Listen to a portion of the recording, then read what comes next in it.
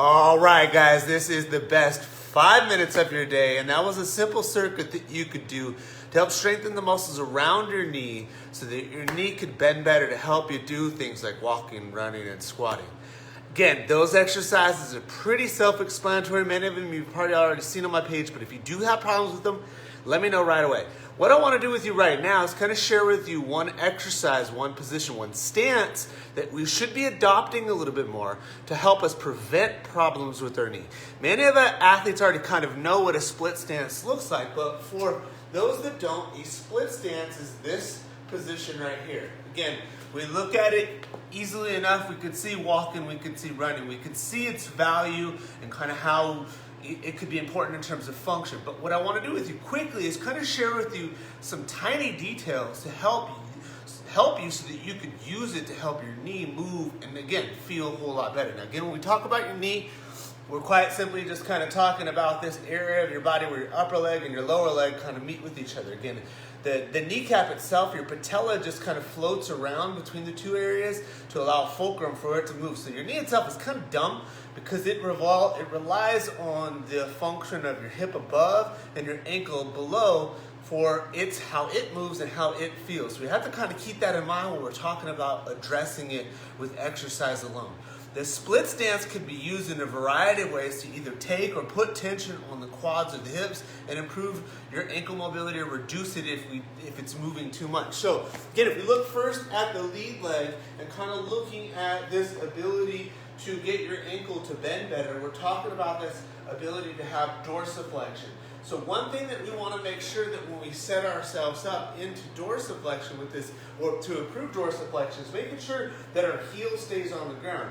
To help our ankle bend better, one simple movement that we can make is just use your knee as a driver to kind of push your knee forward. Now as you do this, as you're watching this critically, you can see my ankle is being forced to bend. This looks something like walking, this looks something like running, because as you take a step, heel hits the ground, knee has to pass forward so that we can move into the next step. This ankle can't bend, this knee is going to suffer because it's going to try to make up the difference. That's One thing to kind of note, like right out the gate. Now, you can get a good stretch out of the back leg if you do the same idea. Again, I could stretch the muscles of my calves by keeping this heel down and working on driving this opposite knee forward. The further forward that this goes, the more that calf stretch.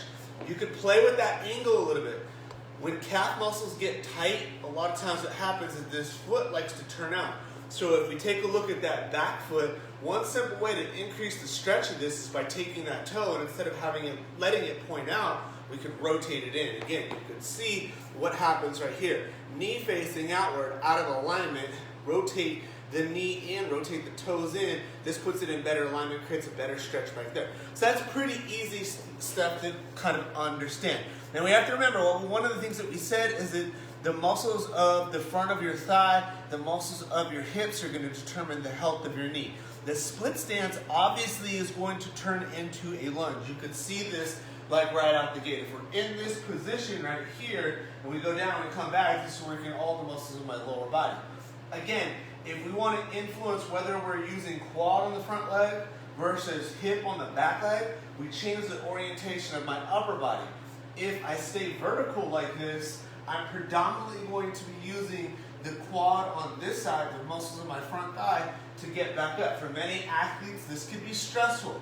Maybe we don't want that, but maybe we'll still want to be involved in fitness. One way that we could simply ask our butt, the muscles of our glutes, to help out a little bit more is to hinge from the hips. The more my chest starts to dip like this, the more my glutes get involved. So again, now, if I'm in this position right here, my butt muscles are helping control my knee a little bit, taking stress off of the knee. So you can kind of see a little bit closer orientation. This is thigh muscles, chest up. You could see that easy enough. This right here is glutes helping, okay? Now again, everything is connected, which means all of your body parts could be utilized to help us move a little bit better. We want to make this more functional. We want to get a little bit more glutes out of this. We can start to use our hands as a driver to help us out. So, we talk about the connective tissue. We know that it's kind of, again, your glutes are here, but there's connective tissue that will wrap around from this butt cheek to this side and into these fingertips. So if we want to use our hands as a driver, trying to get the max out of our glutes, we're hinging forward from the hips. As we go down, we're going to add a stretch to this, and we'll use this opposite hand as a driver to help us go up. So the movement then starts to look like this, which should look really familiar to walking and running. So one more time from the front, going down, reaching across, using this arm as a driver to come back up. This helps load and explode the muscles of your glutes a whole lot better. Again, other simple things that you can kind of pay attention to. If we flip this around a little bit, and we wanted to look at what the back leg was doing, why the split stance position could be so powerful. Again, if we kind of keep a narrower base like this, as we go down, this ends up putting a huge stretch on the front muscles of my hips and into my thighs. So this might be a really good way to help lengthen and load that back quad as you're trying to recover from some sort of injury. Likewise, we can take that load off if we keep our leg longer here. So this again is involving less knee bend, more of a hip stretch. Again, a lot of awesome stuff that you could do right there with just one position. Lise, thanks for checking in. So glad to have you this morning. So there you go. The circuit that I presented in the beginning is pretty awesome because all you need is a couple of towels, and I can guarantee you this is going to help your knee bend a whole lot better. But preventing knee problems, you're going to want to pay attention to that split stance position and start to incorporate it a little bit more into your workouts. If you guys got questions, comments, concerns about that or anything else, let me know. Remember, everything is on sale for a few more days.